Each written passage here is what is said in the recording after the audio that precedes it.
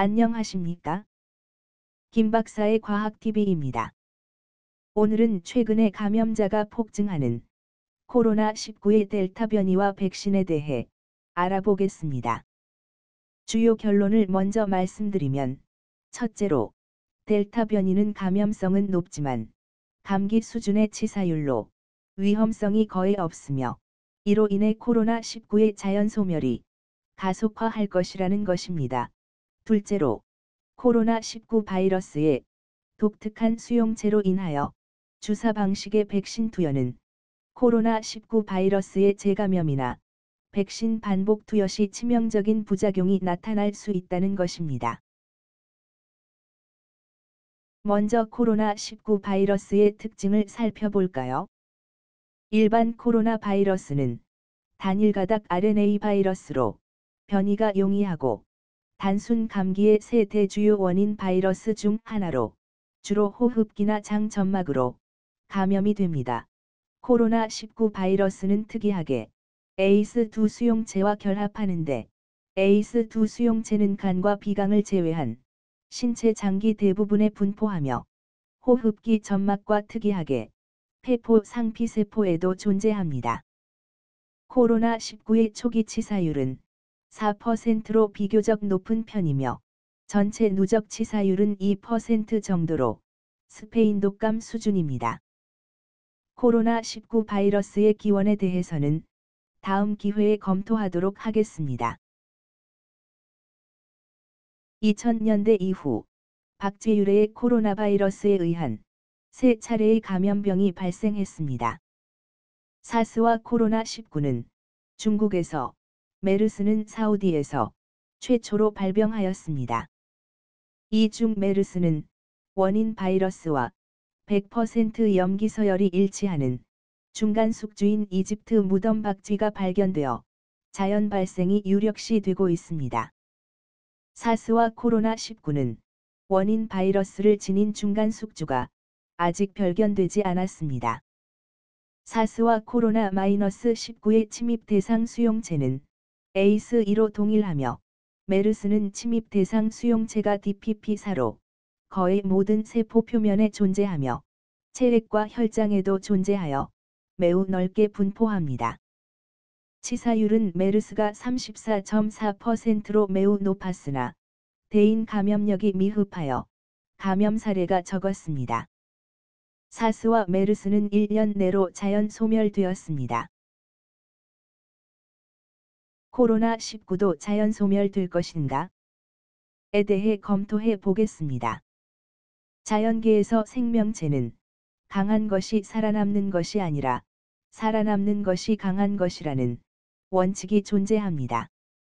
일시적으로 강한 독성을 지닌 바이러스가 등장해도 장기적으로 독성보다는 생존을 위한 감염력을 증대하는 방향으로 변화하는 경향이 강합니다.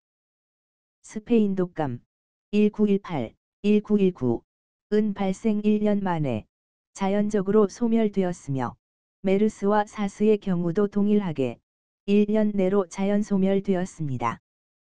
코로나19도 초기 사망률은 4% 정도였으나 시간이 경과함에 따라 사망률이 감소하였으며, 특히 델타 변이가 우세종이 된 현재는 사망률이 독감 수준 이하로 감소하였습니다.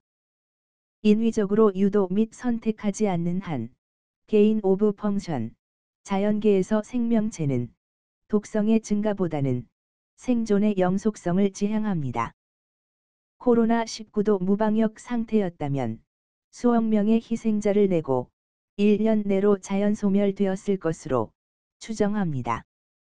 방역과 백신으로 희생자를 수백만 수준으로 억제한 대신 자연 소멸까지의 기간이 좀 더 필요하리라 예상하나, 치사율이 낮고 감염력이 높은 델타 변이의 등장은 코로나19 종식을 앞당길 것으로 판단합니다. 현재 감염자의 폭증을 유발하는 델타 변이에 대한 감염자와 치사율에 대한 통계 자료를 볼까요? 영국의 경우 백신 1회 접종률이 50%에 달한 4월 이후 감염자 수는 대폭 줄었다가 델타 변이로 6월부터 다시 폭증하고 있으나 치사율은 0.1%대로 변화가 없습니다. 한국의 경우에도 감염자 수가 급증하고 있으나 치사율은 오히려 감소하여 요즘은 일일 평균 사망자가 1명 수준입니다. 통계 자료에서 보는 바와 같이 델타 변이는 진단검사에서는 확인이 되나 증상이 미미하고 독감 수준 이하의 치사율을 나타내는 허상일 가능성이 매우 높습니다. 코로나 바이러스는 원래 일반 감기 바이러스라는 것을 상기시키는 상황입니다. 코로나19 백신으로 유전자 백신이 효능과 부작용 모든 면에서 재래 백신보다 우수하며 특히 RNA 백신이 우수하다고 지난 영상에서 설명한 바가 있습니다. 최근에 발표된 화이자 백신 투여 후 재감염된 사망자를 부검한 결과 논문에서 신체 여러 조직에서 바이러스의 항원이 발견되었습니다. 정상적이라면 호흡기 점막에서만 발견되어야 하는데 말입니다. 이는 일단 코로나19 바이러스가 체내 분포가 광범위한 수용체인 ACE2를 가지고 있지만 혈관 내로 진입하지 못하면 불가능한 상황입니다. 그러면 코로나19 바이러스가 어떻게 혈관 내로 침입할 수 있을까요? 하나의 가능성은 고압산소 치료 중 폐포 손상이나 상처를 통한 침입을 가정할 수 있지만 가장 큰 가능성은 주사입니다. 백신을 근육주사 등으로 투여할 경우 직접적으로 항원이 혈관 내로 침입하는 결과를 초래합니다. 유전자 백신 투여 시는 면역 반응 후 항원이 체내 여러 장기 세포에서 계속 생성되어 지속적인 면역 부작용을 유발할 수 있습니다. 특히 mRNA 백신은 혈관 내 혈소판에도 작용하여 심각한 혈관 부작용도 야기할 수 있습니다. 이런 상황에서 코로나 바이러스의 반복적인 재감염이나 백신의 반복적인 투여는 치명적인 부작용인 자가면역 상황이 유발할 수 있습니다. 불행히도 지금 가용한 코로나19 백신은 모두 유전자 백신으로 모두 근육주사로 투여하고 있습니다. 따라서 코로나19 백신 접종 여부 및 대책 전반에 대한 심층 검토가 필요하다고 판단합니다. 현 상황을 타개하기 위한 몇 가지 제안을 하고자 합니다. 첫째로, 유전자 백신의 문제점이 제기된 현 시점에서 주사 방식이 아닌 코점막 투여, 단백질 백신이 최선이라 판단하며 추후에 대비하여 신속히 개발에 착수할 것을 제안합니다. 둘째로, 델타 변이는 독감 수준 이하 독성으로 백신 개발 등 별도 대책이 불필요하다고 판단합니다. 셋째로, 현재 가용한 근육주사 유전자 백신 접종은 부작용을 심층 검토 후 재개 여부를 결정할 것을 제안합니다.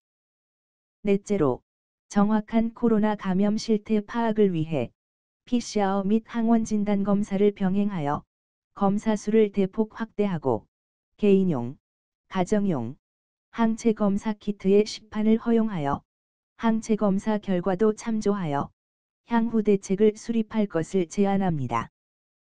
마지막으로, 아직까지 코로나19로 인한 사망 원인이 코로나19 바이러스라는 직접적인 증가가 아직 없습니다.